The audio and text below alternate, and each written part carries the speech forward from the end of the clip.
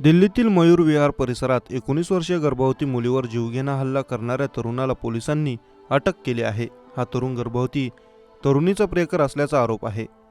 खुनाच्या उद्देशाने त्याने तरुणीवर स्क्रू ड्रायव्हर, ब्लेड आणि दगडाने वार केले।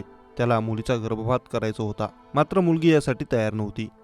योगेश देढा असे आरोपीचे नाव आहे। मिळालेल्या माहितीनुसार गुरुवारी दिनांक 11 जानेवारी रोजी सकाळी चिल्ला गावातील अग्निशमन सेवा कार्यालयाजवळ आयुर्वेद क्लिनिकमध्ये काम करणारी एक तरुणी रक्ताने माखलेल्या अवस्थेत आढळली।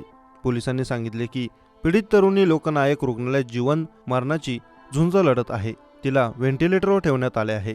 पूर्व दिल्लीचे अतिरिक्त पोलीस उपायुक्त अचिन गर्ग यांनी सांगितले की योगेश देढा हा चिल्ला गावचा रहिवासी आहे आणि त्याने पीडितेला मृत समजून घटनास्थळी सोडले होते। शनिवारी दिनांक 13 जानेवारी रोजी आरोपीला अटक करून न्यायालयात हजर करण्यात आले आहे।